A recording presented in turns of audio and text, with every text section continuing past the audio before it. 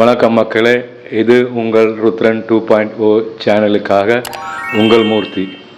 மக்களே, அதாவது நம்ம இந்த விடுதலை புலிகள் இயக்கத்தினுடைய அந்த போராளிகளின் வாழ்க்கை வரலாறு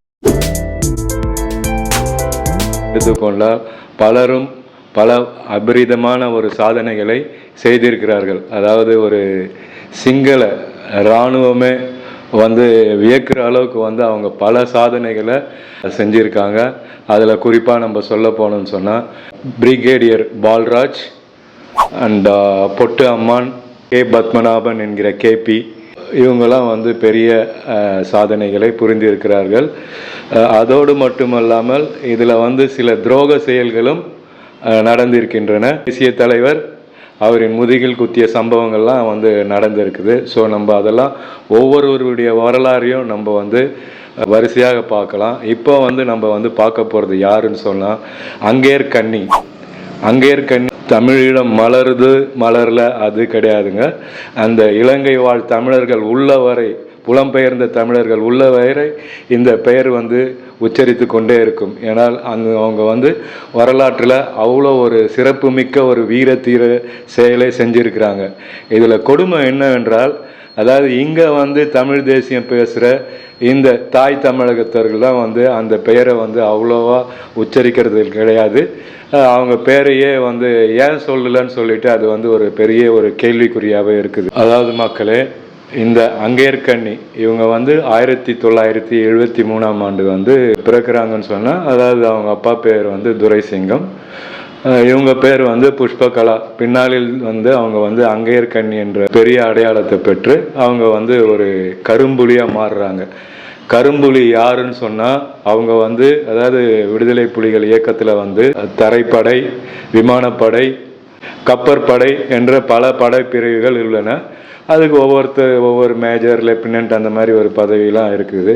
இதில் குறிப்பாக இந்த பெண் புலிகள்லேயே இவங்க அங்கேற்கண்ணி ஏன் ரொம்ப போற்றப்படுறாங்கன்னு சொன்னால், அந்த புலிகள் இயக்கத்திலே கரும்புலின்றது அதாவது ஒரு தற்கொலைப்படை அப்படின்னு சொல்லுவாங்க. தற்கொலைப்படை என்றால் தன்னைத்தானே மாய்த்தி கொண்டு எதிரிகளின் இலக்கை அழிக்கக்கூடிய ஒரு வல்லமை பெற்றவர்கள் இந்த கரும்புலிகள் என அழைக்கப்படுவார்கள்.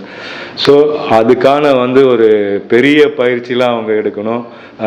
உளவியல் ரீதியாக மனோதிடத்தோடு, அதாவது தன்னுடைய முடிவு இவங்களுக்கு இப்போ தான் சொல்லிட்டு தெரிஞ்சிடும்.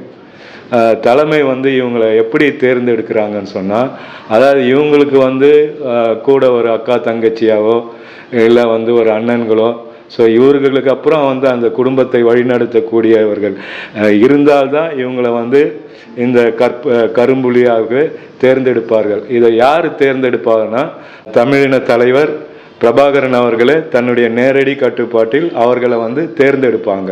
ஸோ அவங்களுடைய மனோதிடத்தெல்லாம் பரிசீலித்து தான் அவர் தேர்ந்தெடுப்பார். அவர்களுக்கான ஒரு கடின பயிற்சிலாம் நிறையவே இருக்குதுங்க. ஸோ படிப்படியாக இது பண்ணிவிட்டு அந்த மனோபக்குவத்துக்கு வந்துடுவாங்க. மனோபக்குவத்துக்கு வந்ததும் இந்த நாள் இந்த இலக்கை நோக்கி அவங்க தாக்குதல் நடத்தணுன்ற ஒரு உத்தரவு வந்ததும் அவங்க தன்னுடைய குடும்பத்தினர், நண்பர்கள், சிநேகிதர்கள் எல்லாரையும் சந்திச்சுட்டு அவங்க கூட இவங்க ஒரு மாதத்துக்கு முன்னரே அவங்க கூடலாம் அதாவது தன்னுடைய நாட்கள் என்னப்படுகிறது என்று அவர்களுக்கு தான் தெரியும். மற்ற யாருக்கும் இவங்க தெரிய வைக்கக்கூடாது என்பது தலைமையோட உத்தரவு. ஸோ அதன்படி இவங்க செயல்படுவாங்க. ஸோ அந்த மாதிரி நம்மளுடைய இந்த அங்கேற்கண்ணி என்ற ஒரு மாபெரும் வீராங்கனையும் தன்னுடைய குடும்பத்தினருடலாம் அளவலாவி, குறிப்பாக தன் தாயிடத்தில் அம்மா நான் சீக்கிரம் காத்தோட காத்தா கலந்துடுவேன், அந்த அலையோட அலையாக அழிஞ்சிடுவேன், இந்த கடல் மேற்பரப்புலலாம் என்னுடைய சுவாசம் வீசிக்கொண்டே இருக்கும் அப்படின்ற மாதிரி ஒரு விஷயத்த சொல்லியிருக்காங்க. அப்போ அந்த தாய்க்கு, அவங்க அம்மாவுக்கு தெரியாது தன்னுடைய மகள் ஒரு முடிவை நோக்கி போய் கொண்டிருக்கிறாள் அப்படின்னு சொல்லிட்டு. ஸோ கடைசியாக அந்த நாளும் வந்ததுங்க. அது எப்போன்னு சொன்னால் ஆகஸ்ட் 16, 1994ஆம் ஆண்டு.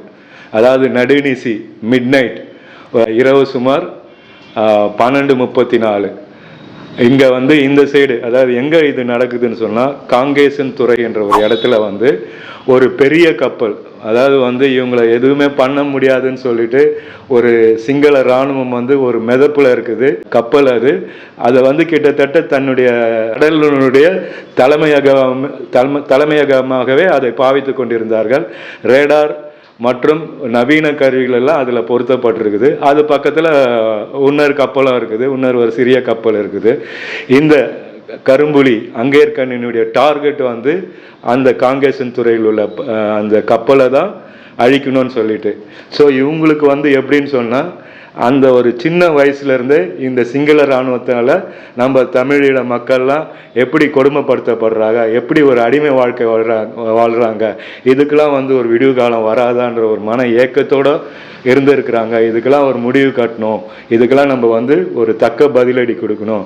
அதுக்கு வந்து நம்ம கரும்புலியாக மாறி நம்ம உயிரை நம்மளே மாய்த்து கொண்டு ஒரு தியாகத்தோடு அந்த சிங்கள இராணுவத்துக்கு தக்க பதிலடி கொடுக்கணும்னு முடிவு பண்ணிட்டாங்க. ஸோ அந்த நாளும் வந்தது. அதுதாங்க ஆகஸ்ட் 16, 1994. கப்பல் நின்றுட்டு இருக்குது.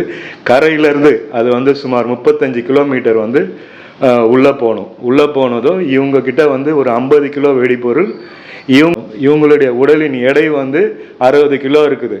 ஸோ இவங்க தண்ணிக்கு உள்ளவோ இல்லை மேலேயோ அதை சுமந்து நீந்தி கொண்டு அந்த கப்பல் கிட்ட போயிட்டு அந்த வெடிகுண்டு தன்னைத்தானே மாய்த்து கொண்டு அந்த கப்பலையும் வெடித்து சிதற வைக்க வேண்டும் என்பதே அவர்களுடைய குறிக்கோளாக இருந்தது. ஸோ அதை நோக்கி அவங்க பயணம் செஞ்சிட்டு இருக்கிறாங்க.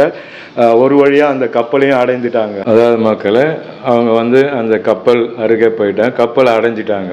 ஸோ இந்த கப்பல் வந்து எவ்வளோ பிரம்மாண்ட உங்களுக்கு தெரியப்படுத்தணும்னு சொன்னால், கிட்டத்தட்ட வந்து ஒரு 6300 டன் எடையும் வந்து 326 அடி நீளமும் 51 அடி அகலமும் கொண்ட ஒரு பிரம்மாண்டமான கப்பல் இது. ஒரு வழியாக வந்து அந்த 50 கிலோ வெடிமருந்தை வந்து பொருத்திட்டாங்க.